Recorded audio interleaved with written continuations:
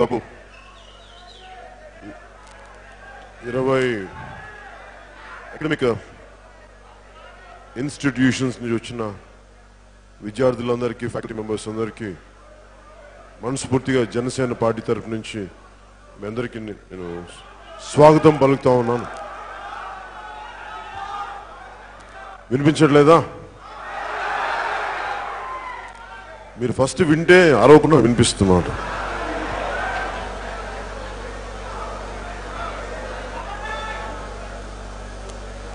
Thank you. Okay అమ్మా, దించండి చాలు. Thank you.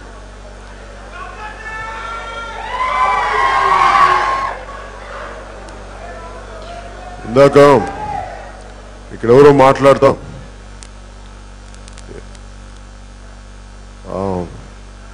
విలువలతో కూడిన రాజకీయాలకి చేస్తామని చెప్పి జేపీ గారు వచ్చి జేపీ గారిని తొక్కేశారు. విలువలతో కూడిన రాజకీయం చేద్దామంటే చిరంజీవి గారిని తొక్కేశారు. ఇప్పుడు మీరు వచ్చారు, మిమ్మల్ని తొక్కేరని గ్యారంటీ ఏంటి? మీరు నిలబడతారని గ్యారంటీ ఏంటంటే, ఒక నిమిషం అలా అసలు నాకు ఎవరు అండగా నిలబడతారని రాలేదు.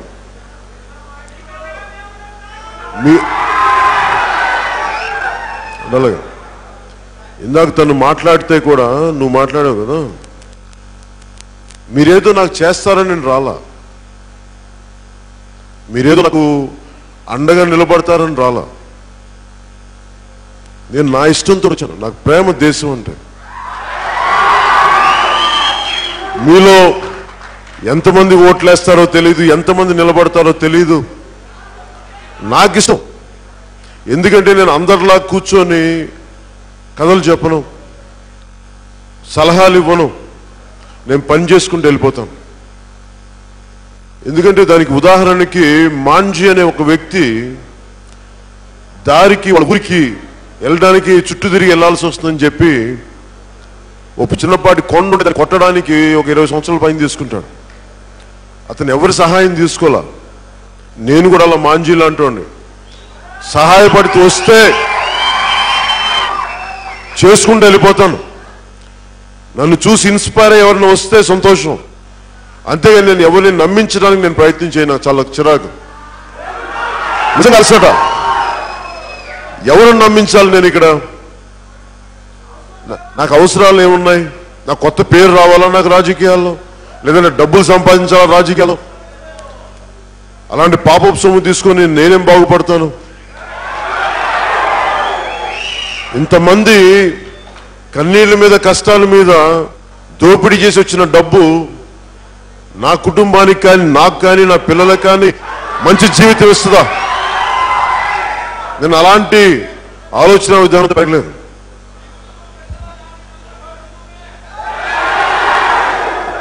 అలాగే ఎందుకు ఈ స్టూడెంట్ ఇంటరాక్షన్ అనేది నాకు నిజంగా మొట్టమొదటిగా నేర్పించింది కూడా కర్నూలు విద్యార్థులే.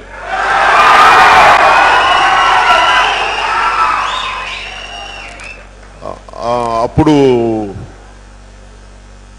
ఎందుకంటే నేను సిపిఎఫ్ చేసినప్పుడు కర్నూలు నుంచి ప్రత్యేకంగా విద్యార్థులు వచ్చారు 2008లో.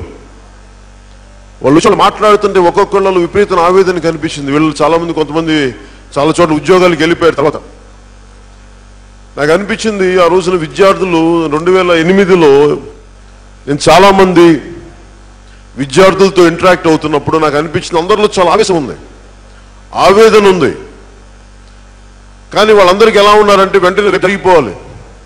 ఈ రోజు నేను ప్రొటెస్ట్ చేస్తే రేపటికి పరిష్కారం వచ్చేయాలి, అది నాకు చెప్తే పరిష్కారం వచ్చేస్తుందని చెప్పి మాట్లాడుతుంటే నాకు అనిపించింది వీళ్ళకి ఓపిక లేదనిపించింది. కేవలం పోరాటం చేశాం కాబట్టి 20 రోజులు అంటే చిన్న మెస్ సమస్య కాదు ఇది, ఒక హాస్టల్ సమస్య కాదు ఇది. మన జీవితాన్ని ఒక 25 సంవత్సరాల భవిష్యత్ సమస్య ఇది. ఇవి చేయడానికి మన వ్యవస్థ అడ్డుగోలుగా ఉంది. నిజంగా రాయలసీమ యూనివర్సిటీ గురించి వింటా ఉంటే మెస్సులు సరిగ్గా లేవు. మెస్లో భోజనం చేస్తే బాగలేకపోతే డైరియా ఏదైనా వస్తే హాస్పిటల్కి వెళ్దామంటే వెళ్ళడానికి అంబులెన్స్లు ఉండవు, హాస్పిటల్కి వెళ్తే డాక్టర్ లేరు. ఇవన్నీ చాలా మౌలిక సమస్యలు, ఇవన్నీ మౌలిక సదుపాయాలు. అది అడగడానికి ఎవరు లేరు. వీసీలను అడగలేం, ప్రొఫెసర్లను అడగలేం, ఫ్యాకల్టీ మెంబర్స్ని అడగలేం. ఎవరికి చెప్పుకోవాలో తెలియదు, నిస్సహాయత, నిస్పృహ. ఇవన్నీ చెప్పడానికి అందరిలాంటి నాకు సమస్యలు ఉన్నాయి, నాకు పాపలు ఉన్నాయి. కానీ దీన్ని ఒక కన్స్ట్రక్టివ్గా, ఒక నిర్మాణాత్మకంగా మాట్లాడకపోతే ముందుకెళ్ళాం. ఇందాక మీరు మాట్లాడుతూ జనసేన పార్టీకి ఓటేస్తాను, అభ్యర్థిని చూసి 2 ఓట్లు 2 పర్యాయాలంటే నేనేం నమ్ముతానంటే పొలిటికల్ ప్రాసెస్ ఎంత కరప్ట్ అయిపోయిందంటే మంచి వాళ్ళు రావడం మానేశారు, విలువలు గల వాళ్ళు రావడం మానేశారు. ఒకప్పుడు కర్నూలు ఇక్కడే ఎందుకు క్యాపిటల్ పెట్టామంటే అంత విలువ గల రాజకీయ నాయకులు ఉండేవాళ్ళు, బలమైన వ్యక్తులు ఉండేవాళ్ళు కర్నూలులో. మరి ఇప్పుడు కర్నూలులో ఏదైనా పెడదామంటే ముఠా కక్షలు, కుటుంబాలు, రౌడీజం, వీళ్ళు అంటే ఎక్కడ మనకి అప్పటి తరం నాయకులు ఇప్పుడు వాళ్ళందరూ కూర్చోబెట్టి భయపెడతారంటే, ఉదాహరణకి నేను పెద్దలు టీజీ వెంకటేష్ గారి గురించే మాట్లాడుతూ ఉంటే నాకు బాగా తెలుసు, ఆయన వ్యక్తిగతంగా బాగా పరిచయం ఉంది. అలా అని చెప్పి నేను అడిగేస్తాను, వాళ్ళు చేసే ప్రతి పనికి సపోర్ట్ చేయను, అలా అని చెప్పి ప్రతిదానికి విమర్శించను. ప్రతి ఒక్కరిలో కొంత మంచి ఉంటుంది, కొంత తప్పు ఉంటుంది. ఉదాహరణకి ఆయన పరిశ్రమలో తుంగభద్ర నదిలో కాలుష్యం వెళ్ళిపోతూ ఉంటే దాని గురించి తప్పకుండా మాట్లాడాల్సి వస్తుంది. అది మాట్లాడకపోతే ఏమవుతుందంటే నేను మీకు ద్రోహం చేసిన వాడిని అవుతాను, కర్నూలుకి ద్రోహం చేసిన వాడిని అవుతాను. నేనేం నమ్ముతానంటే ఇన్ని వేల కోట్లు ఉన్నాయి మీ అందరికీ, ఇంత డబ్బు ఉంది, మీరు ఇలా కాలుష్యం వెదజల్లుకుంటా వెళ్ళిపోతే మీ బిడ్డలకి వేల కోట్ల ఆస్తులు ఇస్తారు, తాగడానికి నీళ్లు ఉండవు మీకు, కాలుష్యంతో ముక్కులకి ఆక్సిజన్ సిలిండర్లు వేసుకుని తిరగాలి భవిష్యత్తులో, ఇదే మీ బిడ్డలకి ఇచ్చేది అని స్వయం నేను వాళ్ళని అడగాలనుకుంటాను. నేనేం కోరుకుంటున్నానంటే నేను ఇంకెవరిని అడగటం మానేశాను, వీళ్ళు ఎందుకు చేయలేరు. నేను చాలా కాలం రాజకీయాలు అనుకునేవాడిని, అసలు నేను రావాలా వద్దా అనుకున్నప్పుడు నేను పుస్తకాల్లో చదువుకున్న సమాజం పెరిగి పెద్ద ప్రతి సంవత్సరం దూరంగా ఉండేది నాకు.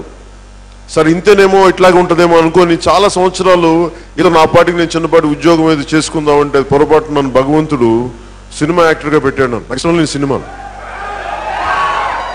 నిజంగా నాకు యాక్ట్ చేయడం అంత నచ్చదు, ఇంక వేరే దారిలోకి వచ్చిన యాక్టింగ్, అందుకే నేను ఎందుకు డబ్బులు సంపాదించాలి కదా బతకడానికి.